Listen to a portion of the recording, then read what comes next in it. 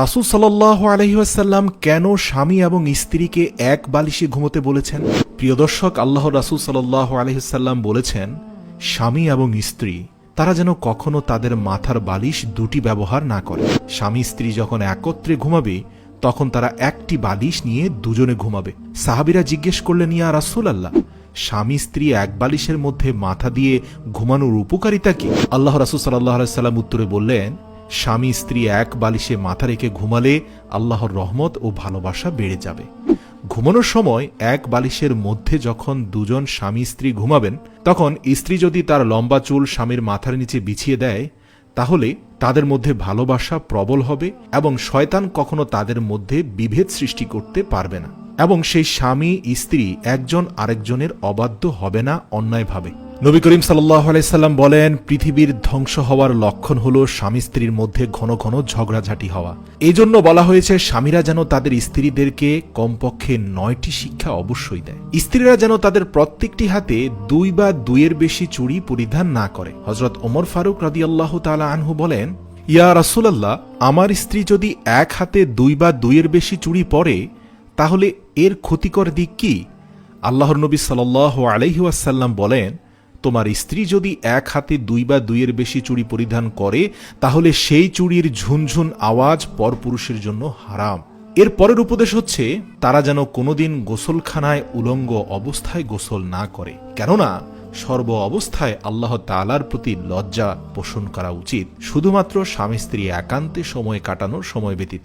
এর পরের উপদেশ হচ্ছে, তারা যেন কখনো গোসলখানায় পেশাব না করে।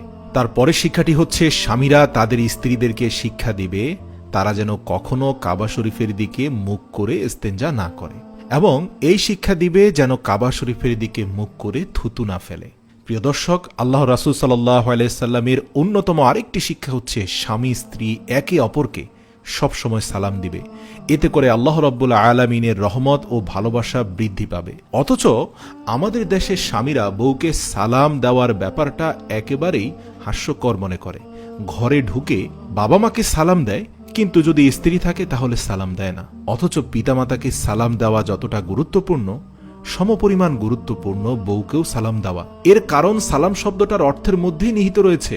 সালাম শব্দের অর্থ হচ্ছে আপনার উপর শান্তি বর্ষিত হোক। তো কাজেই পিতামাতার উপর শান্তি বর্ষণ যেমন তার জন্য জরুরি, একইভাবে স্ত্রীর উপর তো আরো বেশি জরুরি। তাই সালাম অবশ্যই দেওয়া উচিত, কেননা সালাম একই সাথে একটা ইবাদত, পাশাপাশি দোয়াও। মুহাদ্দিসগণ বলেন, সালাম হচ্ছে রাসূল সাল্লাল্লাহু আলাইহি সাল্লামের সুন্নতের মধ্যে সবচেয়ে আজিম ও শান সুন্নত, যে সুন্নতটি আল্লাহ রাসূল কখনোই মিস করতেন না। আল্লাহর রাসূলের সকল স্ত্রীরাই এক বাক্যে স্বীকার করেছেন, তারা কখনো রাসূল সাল্লাল্লাহু আলাইহি সাল্লামকে আগে সালাম দিতে পারতেন না। আল্লাহ রাসূল সবসময় আগে আগে সালাম দিয়ে দিতেন। রাসূল সাল্লাল্লাহু আলাইহি সাল্লাম আরো বলেন, কোন স্বামী যদি বিনা অন্যায় তার স্ত্রীর উপর জুলুম করে, তাহলে কোন রেওয়ায়েতে এসেছে তাকে 3টি উট ক্ষতিপূরণ দিতে হবে, কোন রেওয়ায়েতে এসেছে 10টি উট, আবার কোন রেওয়ায়েতে 30টি, এমনকি 60টি উট পর্যন্ত ক্ষতিপূরণ দিতে হবে। একইভাবে কোন স্ত্রী যদি স্বামীর উপর অত্যাচার নির্যাতন করে, তাহলে সেই স্ত্রীর জন্য জাহান্নাম ওয়াজিব হয়ে যায়। এজন্য স্বামী স্ত্রীর মধ্যে ভালোবাসা এবং মহব্বতের বিকল্প নেই, কেননা এটা একই সাথে দুনিয়া আখিরাতের শান্তি বয়ে নিয়ে আসবে।